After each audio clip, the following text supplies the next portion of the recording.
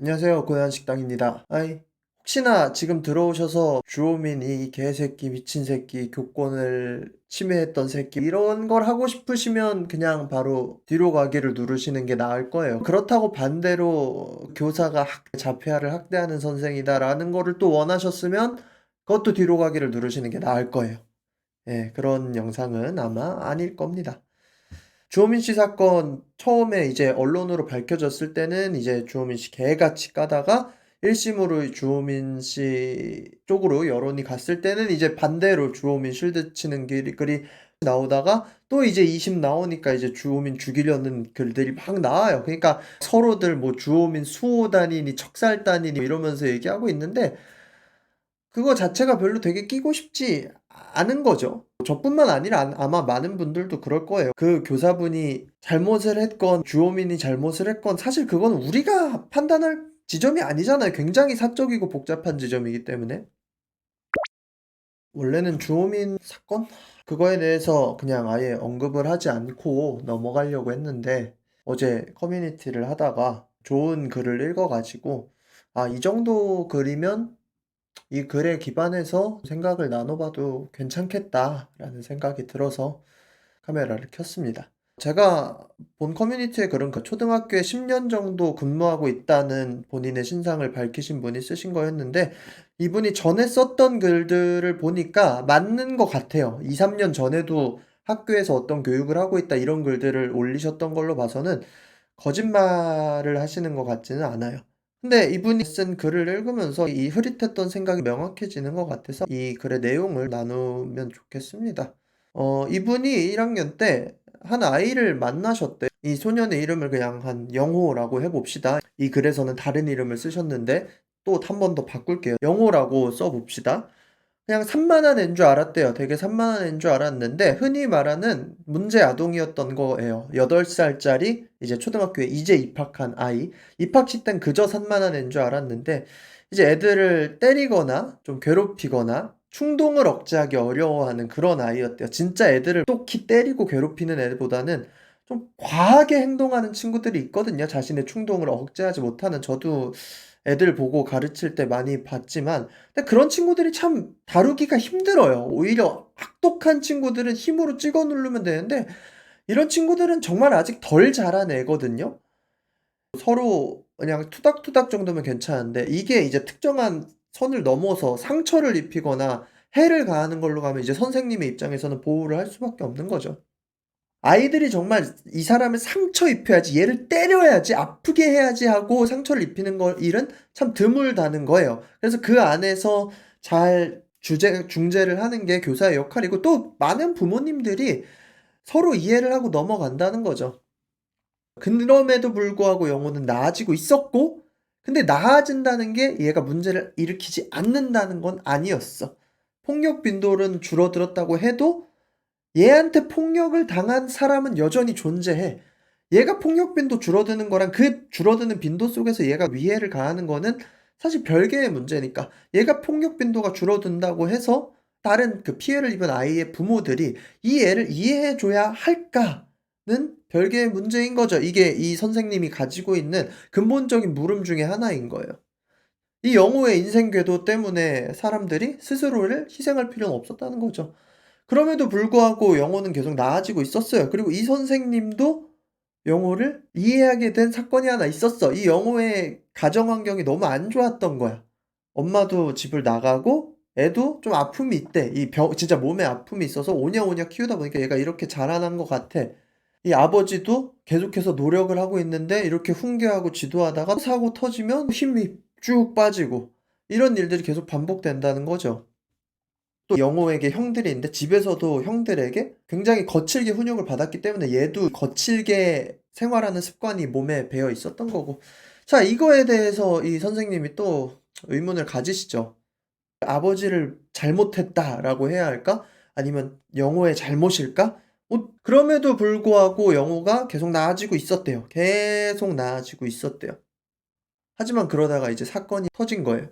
충동을 참지 못해서 끈을 가지고 한 여자아이의 목을 조른 겁니다. 근데 이게 뭐 '얘를 죽여야겠다.' 이런 게 아니라 '와 줄로 목을 조를 수가 있겠네.' 하고 그냥 한 거야. 피해자 아이는 공포에 질려 가지고 당연히 학교를 못 나오고 벌벌 떨다가 결국엔 어떻게든 왔대요. 이 선생님도 가운데에서 피해자 부모에게도 엄청나게 사과를 구하고, 그리고 그 영호의 아버지에게도 이야기를 하고, 영호 아버지도 아마 엄청나게 영호를 털었겠죠. 그러고 이제 이 피해자 아이가 학교에 왔는데 자기를 위로할 수 있는 격려 인형 같은 걸 들고 왔대요. 선생님이 이걸 보고 이제 화가 너무 나는 거예요, 이 상황 자체에 대해서. 그러고 이 영호한테 정말 심한 말을 하고 싶은 그 충동까지 올라오는데 그걸 참았다는 거죠. 스스로한테 자괴감도 들고 영호 아빠를 원망해야 될까 싶기도 하고. 근데 영호 아빠는 이미 그 노력을 하고 있어. 그럼 영호를 원망해야 될까 싶기도 하면서, 근데 얘는 그냥 8 살짜리 아이인데 어떡해. 그러니까 이게 진짜 너무 복합적인 상황 속에서 되게 무력감을 느끼는 거예요. 그럼에도 불구하고 "영호는 성장했다."라고 하면서 이분이 글을 마쳤어요. 마지막으로 하고 싶었던 이분의 얘기가 결국엔 명료한 정답은 없다는 거야. 사회적 상황이라는 게 이거 하나만 코드를 뽑으면 모든 게 해결되고 이러지 않는다는 거지. 이 부분만 이분이 쓴 글을 그대로 보면, 이 사건이 있었을 때 자기가 아이에게 분노의 고함과 막말을 했으면 자기는 아마 아동학대 선생님이 되었을까? 이 사건이 있었던 날 이 아버지가 매를 들고 이 아이를 호되게 혼냈다면 그럼 이 아버지는 아동학대 부모가 되었을까? 그럼 이 아이와 같은 반인 부모님들은 이 아이의 기행과 폭력에 대해 어떻게 해야 할까? 이 아이가 점점 나아진다고 해서 그럼 우리 아이가 입을 수도 있는 이 피해를 어떻게 감수해야 할까? 이거에 대해 굉장히 복잡한 그것을 글로 잘 써 주셨어요.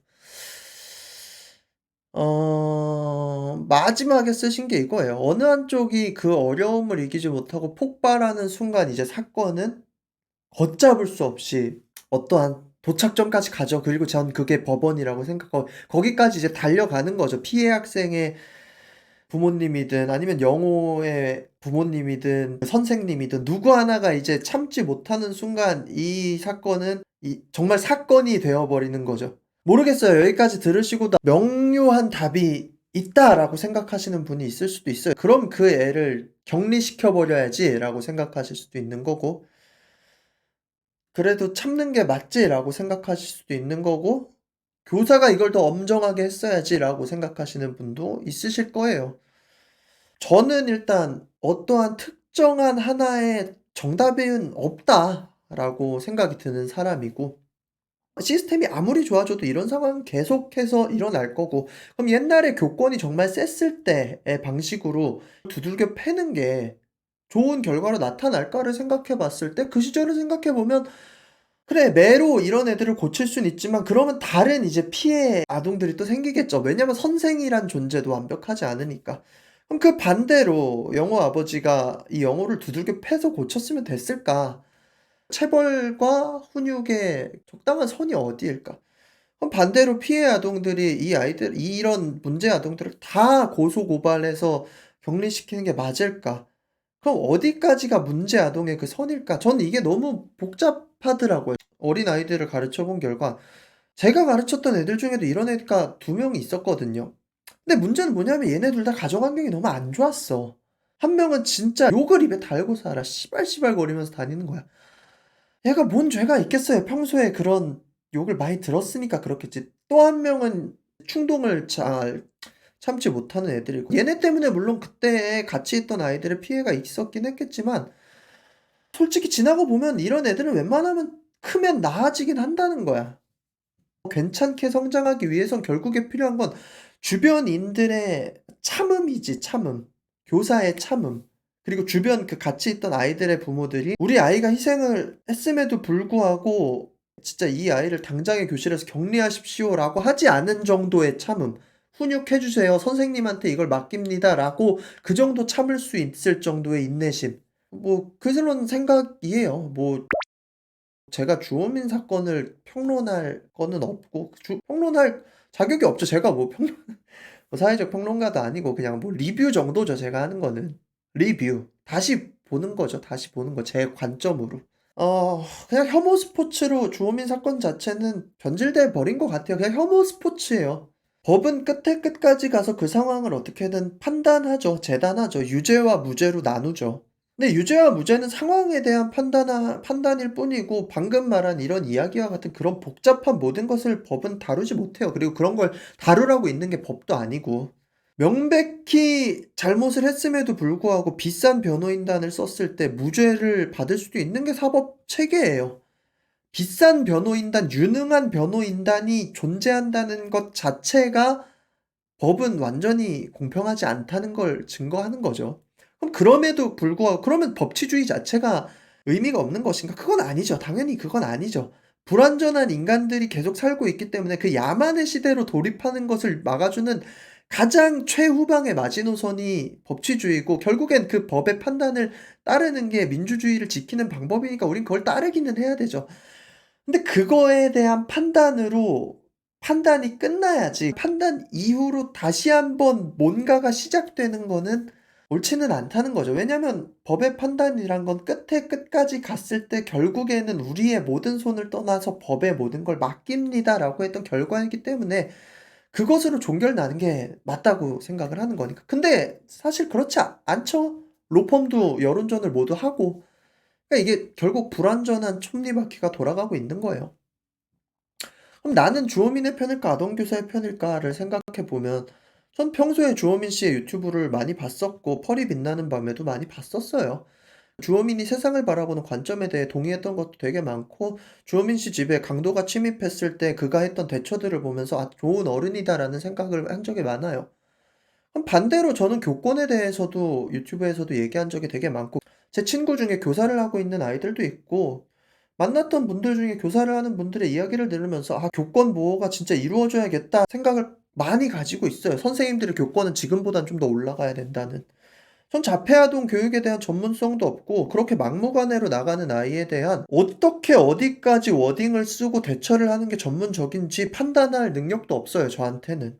근데 많은 특수교사분들이 이 주호민 사건에 대해서 이 특수교사분의 편을 드는 거를 봐서는 그 상황 자체로만 읽을 수는 없는 맥락이 많았던 거겠죠. 이 사건에 연루돼 있는 특수교사분도 10년 넘게 특수교사로 활동하셨고, 다른 특수아동들을 지도하면서 문제는 없었다고 하고, 또 그곳의 부모님들이 교사분들을 위해 탄원서도 써 줬다, 이런 걸 보면 이런 삶을 살았던 분이 어떤 마음으로 그 조호민 씨 자녀에게 말을 했는지는 저도 감히 이해할 수는 없는 감정이라고 생각을 해요. 딱 언론에 이 사건이 알려졌을 때 주호민은 당장의 악마가 돼 버렸어요. 1심 사건이 끝났을 때 교사가 이제 악마가 돼 버렸어요. 그리고 2 심이 이제 끝나니까 다시 주호민이 악마가 되고 있죠. 글쎄요, '여기서부터 혐오 스포츠 이상의 의미가 있을까?'라는 생각이 듭니다. 교사를 악마로 몰아갔던, 또 지금 주호민을 악마로 몰아가고 있는 그 양쪽의 사람들이 원하는 게 무엇일까? 정의 구현일까? 그럼 여기서 정의의 구현은 뭘까? 3 심까지 갔을 때 누구 하나는 이제 무죄가 나오겠죠? 그럼 그 반대편이 목매달고 자살하는 게 정의 구현일까? 사회에서 매장을 당하는 게 정의의 구현일까? 사실 진짜 정의는 굉장히 먼 곳에 있죠. 자폐아동과 같은 특수아동들이 좋은 교육을 받을 수 있는 여건이 마련되고, 그리고 그와 반대로 일상을 살고 있는 아동들이 그들의 성장 과정에서 너무 큰 피해를 받지 않는 그러한 것이 이상적인 환경이고, 그게 정의의 구현이라고 생각이 되지만, 사실 그런 정의가 언제쯤 구현이 될 수 있을까요? 아무리 좋은 시스템이 나와도 특수적인 상황은 발생하고 그 충동에 의해서 피해를 입는 아동은 발생을 할 것인데, 그리고 충동에 입에서 인해서 입는 피해가 어디까지 용인할 수 있는 선이고 어디까지 용인할 수 없는 선인지에 대해서는 각자의 이 받아들이는 선이 너무나 다를 텐데, 참 어려운 거예요. 결국에는 우리는 닿을 수 없는 정의를 위해서 싸워야 되는 건데, 그거는 어렵고 재미없어요. 할 수 있는 것도 없는 것 같고. 그러니까 주어미 편을 드는 분이든 교사 편을 드는 분이든, 사실 진짜 저 멀리에 있는 그 이상적인 교육 환경이란 정의에는 관심이 뭐 없다고는 할 수는 없지만, 거기까지 닿기 어려우니까 그냥 눈앞에 있는 도파민에 절여져서 정의에 취해 있는 상태로 밖에는 저는 보이지 않는 거예요. 자유민주주의 사회에서, 자유로운 이 사회에서 그들의 입을 막는 것도 말이 안 되죠. 자신들의 의견을 말할 자유가 있으니까. 저도 제 의견을 말하는 것뿐이고. 그래서 저는 그냥 이런 의견을 조심스레 내놓는 것뿐입니다. 하루에도 수십 개씩 깔아 뭉개는 글이 올라오고 그럼 무엇을 위한 걸까? 교권 향상과 장애 아동의 교육을 위한 그 먼 길에 혐오 스포츠가 도움이 될까? 성경에 선한 사마리아인 비유라고 있단 말이야. 아실 거예요. 그 교회 다니든 다니지 않든 워낙 많이 쓰이던 비유니까 아실 텐데 이런 내용이에요. 예수님과 그 율법 교사들 그 당시에 구유대교를 상징하던 이 사람들이 늘 부딪히는 상태였거든요. 왜냐면 예수가 말하는 가르침이 너무 새로우니까. 근데 뭐 이게 중요한 게 아니고 그 사람들이 예수한테 이렇게 얘기했어요. 자, 영생을 얻으려면 어떻게 해야 됩니까? 네가 그렇게 똑똑한데. 그러니까 예수님이 얘기하는 게 니들이 그렇게 좋아하는 율법엔 뭐라고 적혀 있느냐? 라고 하니까 그 율법학자들이 마음을 다하고 목숨을 다해 힘을 다해 내 생각을 다해 하나님을 사랑하고 그리고 이웃을 몸과 같이 사랑하라고 하셨습니다. 그러니까 예수님이 그래 맞아 그렇게 하면 돼 라고 하거든요. 그럼 여기서 이제 그들이 질문을 하나 해요. 그러면 누가 나의 이웃입니까? 우리가 어떤 바운더리까지를 이웃으로 설정하고 그들을 위해서 내 몸과 같이 그런 희생을 하면서 살 수가 있겠습니까? 라는 질문을 해요. 그때 예수님이 하신 게 사마리아인의 비유거든요. 어떤 사람이 예루살렘에서 여리고로 가다가 강도들을 만났어요. 그럼 이야기의 설정상 이거는 유대인이란 말이에요.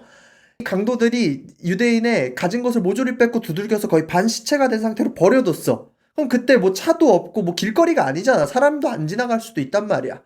근데 거기를 이제 사람이 지나갔어요. 한 사제가 그 길로 지나갔는데 그 사람을 보고 피해서 지나가요. 왜냐? 사제는 부정한 시체를 만지면 안 되거든요. 레위인도 거기까지 왔다 그걸 피해서 지나가요.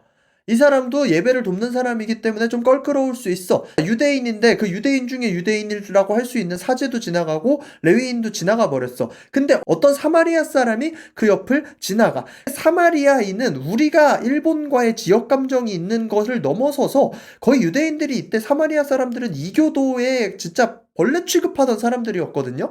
근데 이 사마리아인은 이웃의 바운더리에 애초에 들어올 수 없는 사람이었어.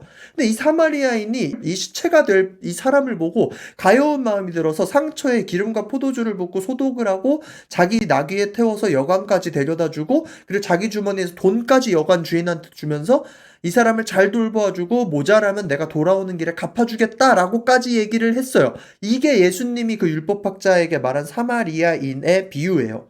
그럼 예수님이 이렇게 질문을 합니다. 자, 그러면 이 세 사람 중에 강도 만난 사람의 이웃이 되어준 사람은 누구냐? 그럼 이제 율법학자들은 되게 하기 싫은 대답을 해야 되거든요. 이 사마리아인도 내 이웃인가? 하다가 해야 되는데, 이제 율법교사가 굳이 거기서 사마리아인도 내 이웃입니다라고 말을 하기 싫으니까 그 사람에게 사랑을 베푼 사람입니다라고 얘기를 해요. 그럼 예수님은 여기서 질문을 살짝 비트는 게 첫 번째 율법학자들이 예수님한테 했던 질문은 뭐냐면 누가 우리의 이웃인가? 그러니까 우리의 바운더리가 어디냐 이거든요. 근데 예수는 여기서 그래 사마리아 사람도 너네 이웃이야라고 하는 게 아니라 예수의 대답은 너도 가서 그렇게 하여라예요. 근데 이게 되게 핵심이거든요. 이건 종교를 넘어서서 사람이 어떤 상황을 보면 그거를 타자화해요. 타자화. 나는 이 상황에 빠지지 않겠지. 그리고 이 상황 속에서 누가 정의일까? 막 골라. 근데 사실 내가 이 객관적 타자로 이 상황 속에서 정의를 고르는 건 아무짝에도 쓸모가 없어. 장기도 두는 사람 말고 밖에서 보는 사람이 훈수 제일 잘 두잖아요. 진짜 중요한 건 뭐냐면 그 상황 속에 빠졌을 때 우리가 어떻게 행동하냐는 거란 말이야. 이런 주호민 사건과 같은 똑같은 사건이 우리 안에 일어나진 않더라도 이런 비슷한 상황들이 계속해서 일어날 거고 이러한 모든 세상 속에서 삶을 좋게 만들어가는 사람은 자기가 빠진 상황 속에서 치열하게 싸우는 거지 다른 사람들의 그 안타까운 사정들의 부딪힘에 대해서 누가 정이고 말고 왈가왈부하는 거는 사실 별로 의미가 없다는 거거든요. 제가 이해한 사마리안인의 비유는 그런 것 같아요. 우리는 되게 타자화시키는 걸 좋아해요. 되게 객관적이라고 스스로를 생각해요. 근데 우리는 별로 객관적이지 않은 것 같아요, 사람은. 제가 하고 싶은 말은 이 정도인 것 같아요. 뭐 원래 이런 답답한 얘기하는 채널이 이 채널의 본질이기 때문에 구독자분들은 아마 좋아하실 거라고 생각을 합니다. 이번 영상은 댓글을 닫을까 생각을 했는데 댓글을 닫으면 좋은 의견의 교환도 벌어지지 않을 것 같아서 그냥 댓글 정리를 좀 빡세게 할게요. 그리고 혹시나 지워진 댓글 중에 '난 이건 충분히 합리적인 댓글이라고 생각하는데 왜 지웠어?'라고 화가 나는 분들이 있을 수도 있지만 제가 열어 놓은 장터니까 제가 관리하고 판단하겠습니다. 좋은 생각들을 제 채널에 평소에 써 주시는 분들이 너무 많아요. 그런 분들의 고견을 들었으면 좋겠고, 정의를 위해서 걸어가는 길이 어떠한 방식일지, 또 이 사건에 대해 여러분들의 생각은 무엇인지 써 주시면 감사하겠습니다. 지금까지 고얀 식당이었고요. 네. 같이 구독과 좋아요로 제 채널에서 이러한 논의를 많이 해 봤으면 좋겠습니다. 그러면 빠이.